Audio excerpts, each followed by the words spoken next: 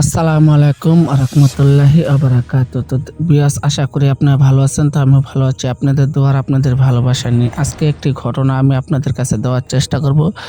ঘটনাটি পাঠিয়েছে আপনার ময়মনসিংহ থেকে এক ভাইয়ের নাম হলো কি আপনার মোহাম্মদ আলী ভাই। তো মোহাম্মদ আলী ভাইয়ের ঘটনাটি আজকে আপনাদের কাছে তুলে ধরবো। জানি না ঘটনাটি কীরকম হয়েছে না হয়েছে, আপনারা সবাই কমেন্টে জানিয়ে দেবেন। আর যদি কথার ভাষায় যদি আমার ভুল ত্রুটি হয় তো অবশ্যই আপনারা ক্ষমা সুন্দর দৃষ্টিতে দেখবেন। আর এই ঘটনাটি পাঠে উনি আমাকে খুব সুন্দর একটি ঘটনা ওনাদের তরফ থেকে পাঠিয়েছে। মোহাম্মদ আলী ভাইয়ের এদিক থেকে খুব সুন্দর ঘটনাটি পাঠিয়েছে। তার চেয়ে বড় কথা, আমার প্রবাসী ভাইদেরকে জানাচ্ছি আমি অনেক শুভেচ্ছা আর অনেক ভালোবাসার সাথে দিচ্ছি আমি এক বুক ভালোবাসা ওনাদের জন্য। তবে আমার বাংলাদেশি ভাইয়েরা কোনো অংশ কম যায় না, তার জন্য আজকের ঘটনাটি আমি সবার জন্য তুলে ধরছি। তবে ঘটনাটি কীরকম হয়েছে না হয়েছে আপনারা কমেন্টে জানাতে ভুলবেন না। চ্যানেলটা সাবস্ক্রাইব করতে আপনারা কখনো ভুলবেন না। তার চেয়ে বড় কথা, এই ঘটনাটি খুব সুন্দর একটি ঘটনা আমি আপনাদের কাছে উদ্ঘাটন করবো। আমি বাদশা ভাই, আপনারা হয়তো বা আমাকে অনেকেই চিনেন, কারণ আপনারা এই নামটার পিছনে আপনারাই ছিলেন, আর কেউ ছিল না। তো এইসব কথা বলতে বলতে আমি ঘটনার ভিতরে যাওয়ার আগে আপনাদের কাছে আমি আবারও বলে দিতে চাই যে ঘটনাটি ঘটেছিল 2016 সালে, আর এখন 2026 সাল। তো দীর্ঘদিনের একটি পুরাতন একটি ঘটনা আমার কাছে পাঠিয়েছে মোহাম্মদ আলী ভাই ময়মনসিংহ থেকে। তো মোহাম্মদ আলী ভাইকে জানাচ্ছি অনেক ভালোবাসা আর অনেক কুন্ডিশা। আপনারা সবাই মোহাম্মদ আলী ভাইয়ের জন্য দোয়া করবেন। আর তার চেয়েও বড় কথা, মোহাম্মদ আলী ভাই এত সুন্দর একটি ঘটনা এই ব্যস্ততম সময়ের ভিতরে আমার কাছে পাঠাতে পারছে, তার জন্য আমি ওনার কাছে অনেক কৃতজ্ঞ আমি ওনার কাছে।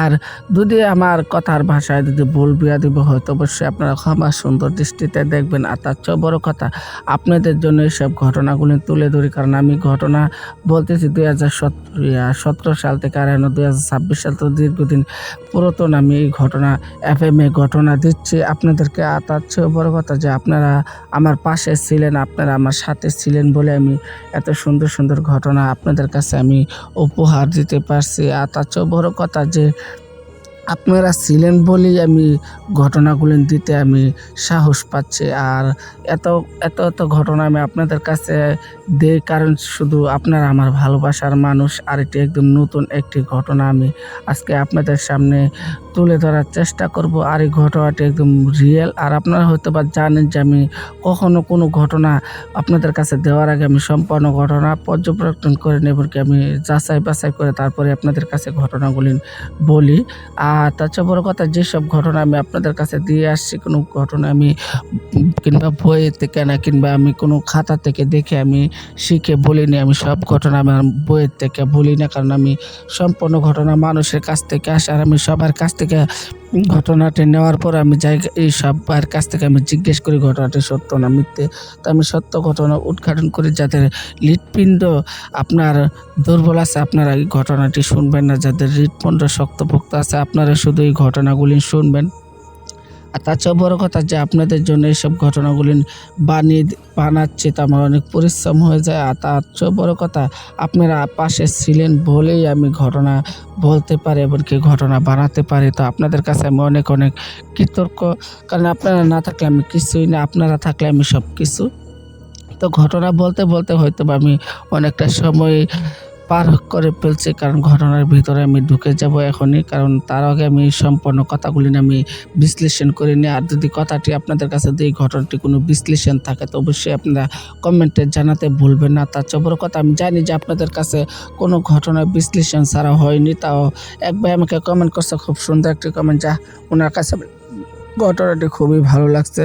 তো এর জন্য আজকের এই ঘটনাটি আমি এই ভাইয়ের জন্য বিশেষ করে পাঠাচ্ছি, যাতে ভাইয়েরা শুনে যদি ভালো লাগে তো আমি অনেক কৃতজ্ঞ হব। কারণ আমি বড় কন্টেন্ট ক্রিয়েটরদের মতন হাসামি জল ভরা কথা আমি বলতে পারবো না, বড় কন্টেন্ট ক্রিয়েটরদের মতন আমি মিথ্যে কথা বলতে পারবো না। আমি যেসব ঘটনা সত্য সেই সব ঘটনা আমি আপনাদের কাছে উদ্ঘাটন করি, যেসব ঘটনা আপনাদের কাছে রিয়েল সেই সব ঘটনা আমি আপনাদের কাছে পাঠাই, সেই সব ঘটনা সত্য ঘটনা সেটি আমি আপনাদের কাছে পাঠানোর চেষ্টা করি।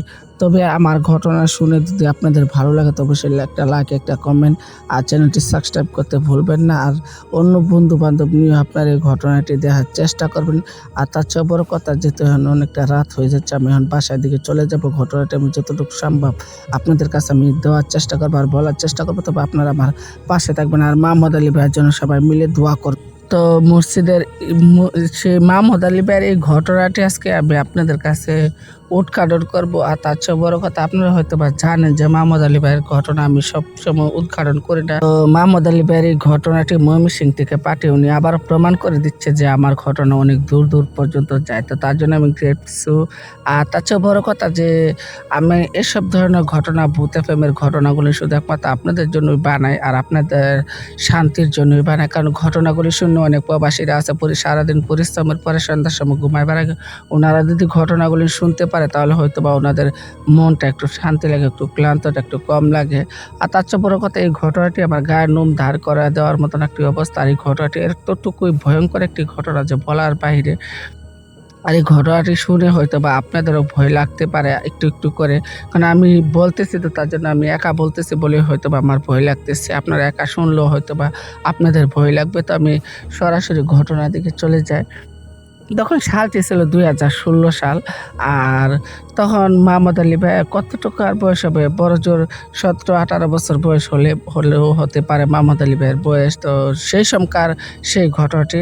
তো মোহাম্মদ আলী ভাই কী করছে আপনার, সেদিন কী করলো, উনি যখন একটু বাজারে গিয়েছিল, তো বাজার থেকে আসার পথে মোহাম্মদ আলী ভাইদের বাজার থেকে আসার পথে একটা পুরাতন একটি গুরুস্থান পড়ে। তো আমি ধর্মীয় বিষয়ে আমি আপনাদের কাছে হয়তো বা বেশিটুকু বলবো না ধর্মীয় বিষয়টি। আর এটি ধর্মের উপরে একটু আঘাত না আনলে চলে, আমি এতটুকু আমি আপনাদেরকে বলবো। তো সেখানে একটা পরিত্যক্ত একটা গুরুস্থান পড়ে। তো সেই গুরুস্থানটা খুব বেশি ভয়ঙ্কর ছিল, এত পরিমাণ ভয়ঙ্কর যে বলার বাহিরে। তো উনি সেই জায়গাতে আসতে গিয়ে তো উনি বাজার যেতে গেছে। তো উনি বাজার যেতে একটু সন্ধ্যা হয়ে গেছে। তো ওনার বাড়ি থেকে ওনার বাজারটা অনেকটা দূরে, প্রায় 10-15 কিলোমিটার রাস্তা দূরত্ব হতে পারে বাজারটা। তো উনি সেই বাজারে গিয়েছিলেন উনি ওই গরুর জন্য কিছু খাবার আনার জন্য। তো গরুর জন্য খাবার আনতে গিয়ে উনি আস্তে আস্তে প্রায় রাত 8টা-9টা হয়ে গেছিলো। তো তখন রাস্তাঘাটে কোনো লোকজন ছিল না বললেই চলে। তো রাস্তাটা একদম পুরা ফাঁকা ফাঁকা ফাঁকা একটা রাস্তাটা আর কি, এরকম একটি ভাব। তো সেই রাস্তাটা যখন উনি আসতেছিল তখন উনি গাটা একটু চমকে উঠলো, আর গাটা যেন শিহরণ মেরে উঠলো, আর গায়ের লোমটি যেন নিজে থেকে দাঁড়িয়ে যেতে লাগলো। তো উনি একা মানুষ, কোনো আশেপাশে কোনো লোকজন নেই। তো উনি মানে একটু ভিতর থেকে একটু ভয় পাচ্ছিল, তারপর উপর থেকে একটু সাহসিকতার একটা পরিস্থিতি ছিল, এরকমটা লাগতেছিল। তো উনি কী করলো, সেখানে যেতে গিয়ে উনি খুব বেশি ভয় পেয়ে উনি সেদিকটা যেতে এসেছিল। তখন উনি হঠাৎ করে উনি শুনতে পেল যে ঝিঁঝি পোকার আওয়াজ। ৮০ দিন সম্ভবত আমাবস্যা ছিল। আপনারা হয়তো বা জানেন যে আমাবস্যা লাগলে একদম ঘুটঘুটি অন্ধকার হয়ে যায়। তো সেই সময় কী করছে আপনার, আমাবস্যা ঘুটঘুটি অন্ধকারে উনি ঝিঁঝি পোকার ডাক শুনে খুব বেশি ভয় পেয়ে যায়। আর ভয়ের চোটে উনি যেই না আসতে যাবে ঠিক তখনই উনি দেখতে পায় যে সেই গুরুস্থানটার ভিতরে কেউ বা কারা যেন একদল মানুষ সেখানে আপনার লাশকে থামানোর জন্য জানাজা পড়াচ্ছে। তো সেই লাশটাকে জানাজা পড়াচ্ছে এরকমভাবে জানাজাটা পড়াচ্ছিল যে উনি খুব বেশি ভয় পেতেছিল। তখন উনি কী করলো, যে আজ্ঞায়া যেতেছিল যে জানাজাটা উনি পড়বে।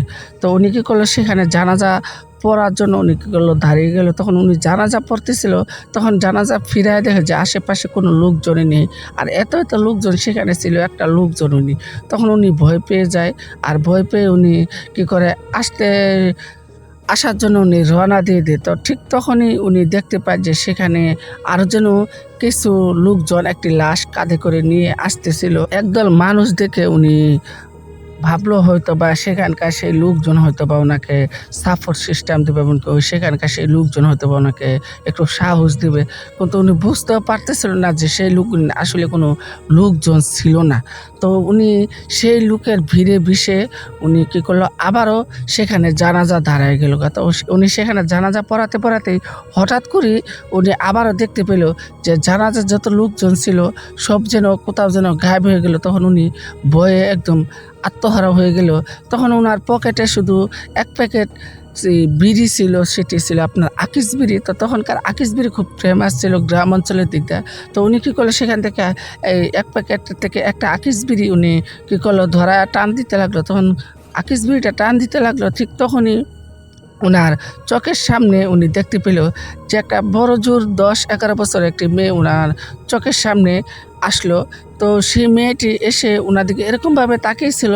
তো একটি মেয়েটি চাওয়ার দিকে যেন একটি রহস্য একটি ভাব ছিল। তো মেয়েটির চাউনির ভিতরে একটা রহস্য ছিল। তো সেই রহস্যটা উনি কিছুতেই উদ্ঘাটন করতে পারতেছিল না। তখন সেই মেয়েটিকে জিজ্ঞেস করলো যে, "তোমার নাম কি?" তখন মেয়েটি বলল যে, "আমার নাম হলো গিয়া আপনার" এটি বলে উঠল যে, "আমার নাম হলো গিয়া রূপালী।" তখন এই কথাটা শুনে উনি ভয় পেয়ে যায়। তো যে উনি ভয় পায়নি, তখন ভাবলো, "তো তুমি কোথায় যাবা?" তখন বলল যে, "আমি সে এমন একটি গ্রামে যাব, সেই গ্রামের ভিতরে আমার খালার বাড়ি।" তখন সেই মেয়েটির কথা শুনে তখন বলে উঠল মাহমুদ আলী ভাই যে, "তো ঠিক আছে, তাহলে তুমিও আমার সাথে চলো, কারণ তোমার খালার বাড়িটা আমার বাড়ি থেকে বেশিটা দূরে না, একদম কাছাকাছি।" তখন এই কথাটা শুনে সেই মেয়েটিকে উনি সাথে নিয়ে যেতেছিল। তখন মেয়েটি যত আগাচ্ছিল, তো সাধারণত মেয়ে মানুষের হাত পা আপনার সামনের দিকে থাকে, কিন্তু এই মেয়েটির মুখটাই যা সামনের দিকে, কিন্তু হাতও পিছনের দিকে, পাও পিছনের দিকে। তখন মাহমুদ আলী ভাই এটা দেখতে পায়, দেখে উনি ভয় পেয়ে যায়। ভয় পেয়ে উনি আর কিছু বলে না, উনি একের পর এক সিগারেট ধরাতে থাকে। কারণ উনি বিশ্বাস করে যে আগের মানুষে বলতো যে সিগারেট খেলে নাকি, আগুন দেখলে নাকি ভূত-পেত্নী নাকি দূরে থাকে। তখন উনার মুখে শুধু এই সিগারেটের ধোঁয়া আর আগুনটা উনার মনে পড়লো। তখন উনি কী করলো, সেই সিগারেটটা আঙুলে চিপায় নিয়ে উনি আগুন জ্বালিয়ে উনি একের পর এক সেই আকিস বিড়ি খেতেছিল আর সামনের দিকে এগিয়ে যাচ্ছিল। তখন উনি এসব কিছু যখন করতেছিল, তখন সেই মেয়েটি উনারই চোখের সামনে আস্তে আস্তে যেন রূপ বদল করতেছিল। কারণ সেই মেয়েটি যেন একটি সাদা স্থান পরে সেই মেয়েটি ওনার সাথে সাথে হাঁটতেছিল। তখন উনি বুঝতে আর বাকি নেই যে সেই মেয়েটি আর কিছুই না, এটা হয়তো আধ্যাত্মিক জগতের আত্মা হতে পারে কিংবা প্রেতাত্মা হতে পারে। তখন উনি সেটা দেখে খুব বেশি ভয় পেয়ে যায়। ভয় পেয়ে ওনার তখনকার আর কোনো সূরায় মনে ছিল না, শুধু সূরাতুল ইখলাস মনে ছিল। তো উনি সূরাতুল ইখলাসই উনি সূরাতুল ইখলাস পড়তে পড়তে উনি সামনের দিকে এগিয়ে যাচ্ছিল। আর তার মাঝখানে উনি বুঝতে পারলো যে সেই মেয়েটি ওনার সাথে সাথে যাচ্ছিল। তখন সেই মেয়েটির সাথে সাথে যাচ্ছিল ঠিকই, কিন্তু সেই মেয়েটি কিছু করার ক্ষমতা ছিল না বললেই চলে। কারণ উনি এদিকটা সূরাতুল ইখলাস পড়ার সাথে সাথে উনি একটা দুটা করে আকিস বিড়িও টানতেছিল। তখন সেই মেয়েটি রাগে ফুসফুস করতেছিল যেন, এটা উনি বুঝতে পারতেছিল। তখন সেই মেয়েটি একটা বিকট শব্দ একটা হাসি দিয়ে উঠল,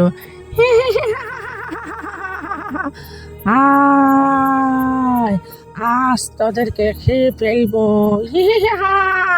বিকট শব্দ সেই হাসিগুলি ওনার কানে যেতেই ওনার যেন ভয়ে হাত পাও ঠান্ডা হয়ে যাচ্ছিল। আর এদিকটা ওনার শরীর দিয়ে যেন চিকুন ঘাম বায়া বায়া পড়তেছিল। এত সব ঘটনার ভিতরে মাহমুদ আলী ভাই যেন ওনার সারা শরীর দিয়ে চিকন ঘাম বেয়ে বেয়ে পড়তেছিল। তো উনি ভয় না পেয়ে সামনের দিকে এই ঘটনাগুলি ওনার সাথে তৎক্ষণিক সময় ঘটতেছিল। আর উনি ভয়ের ছুটে সব ঘটনার ভিতরে উনি সাহস করে ওনার মতন করে উনি এগিয়ে যাচ্ছিল। ঠিক তখনই উনি বুঝতে পারলো যে সেসব আত্মাকে উনি দূরে ঠেলার মতন কোনো ভাও নেই। তখন উনি সূরাতুল ইখলাস পড়তেছিল আর আকিস বিড়ি খাচ্ছিল। খেয়ে খেয়ে উনি সামনের দিকে এগিয়ে যাচ্ছিল। তখন প্রায় আমি ঘড়ির টাইম যদি আনুমানিক ধরি, তো তখন প্রায় 2টা থেকে 2:30 নাগাদ হতে পারে। তো ঠিক সেই টাইমে উনি একা একাই সেই হাওর দিয়ে সেই গুরুস্থানের পাশ দিয়ে উনি আসতেছিল। আর এমনিতেই গুরুস্থানের এই রাস্তাটা আপনার দূষী হিসাবে সবাই জানতো। এটা পরিত্যক্ত থাকার কারণে এই রাস্তাটা, কোনো লোকজন না থাকার কারণে এই রাস্তাটা একটা পরিত্যক্ত হয়ে গেছিল।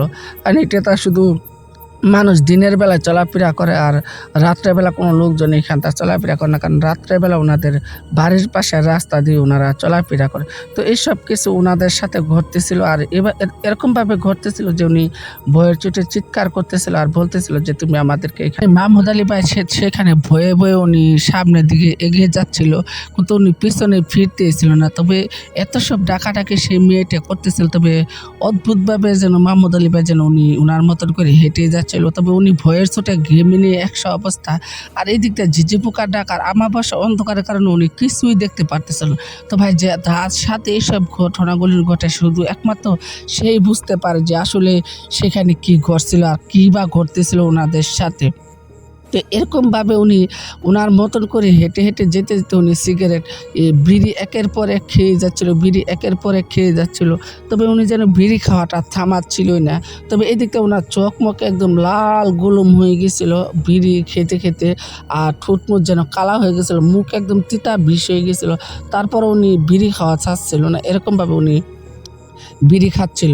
তো একের পর এক বিড়ি খেতে, খেতে উনার চোখ-মুখ লাল করে ফেলল। আর এমনকি যার সাথে এইসব ধরনের ঘটনাগুলি ঘটে ভাই একমাত্র সে বুঝতে পারে যে আসলে তার সাথে কী ঘটেছিল।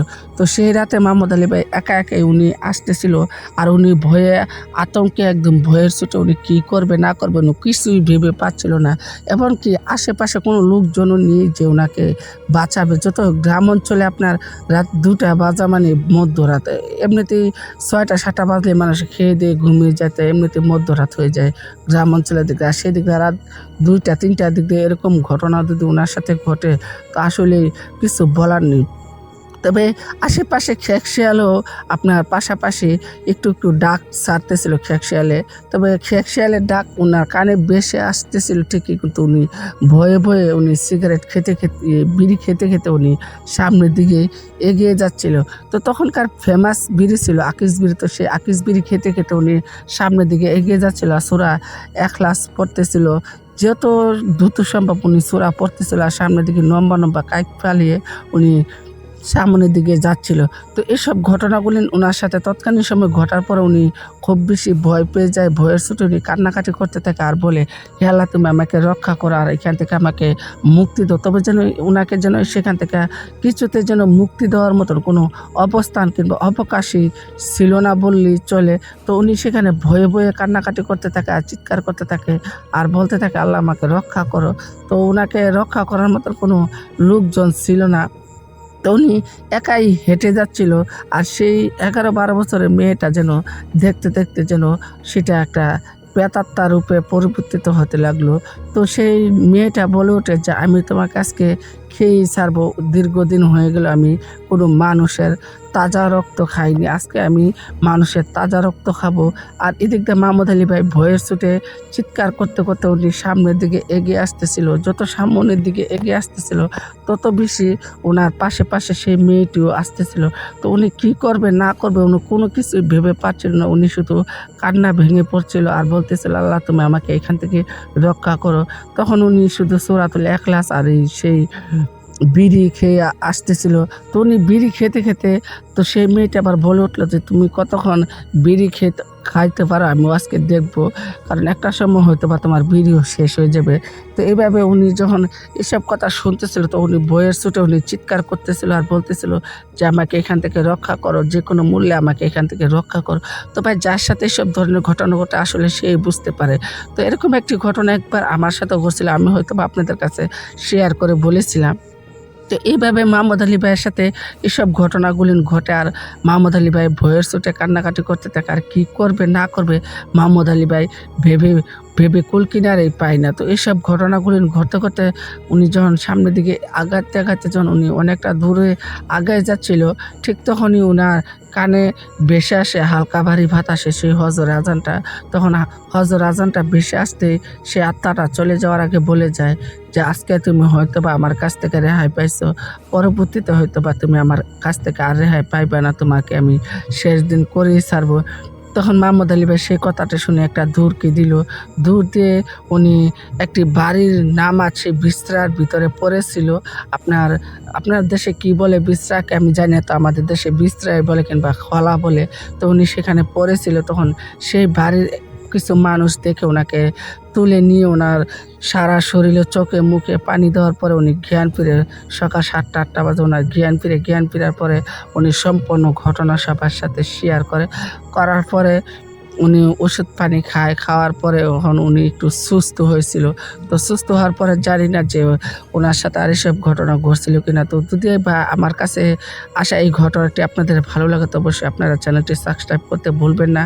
আর তাছাড়া আপনারা সবাই মিলে মাহমুদ আলী ভাইয়ের জন্য দোয়া করবেন যাতে উনি এত সুন্দর একটি ঘটনা আমাদের কাছে উপহার হিসাবে দিতে পারছে, পার্সোনাল হোয়াটসঅ্যাপে উনি পাঠাতে পারছে। তো আমি খুব খুশি আর খুব হ্যাপি যে উনি এত সুন্দর একটি ঘটনা পাঠাইছে। তো আপনাদের কাছে আর কি বলবো, পরবর্তী ঘটনা দেখার জন্য আপনারা সবাই আমার সাথে থাকবেন আর আমার চ্যানেলটি অবশ্যই আপনারা সাবস্ক্রাইব করতে ভুলবেন না। ভৌতিক অন্ধকার আপনারা অবশ্যই দেখার চেষ্টা করবেন। আর তার চেয়ে বড় কথা, আপনারা সবাই আমার পাশে থাকলে চলবে, আর কিছুই আমি চাই না। তো আপনারা ভালো থাকেন, সুস্থ থাকেন। এ পর্যন্তই আমার অডিয়েন্সটা আপনাদের কাছে ছিল। যদি ভালো লাগে তো কমেন্টে জানিয়ে দিবেন। আল্লাহ হাফেজ।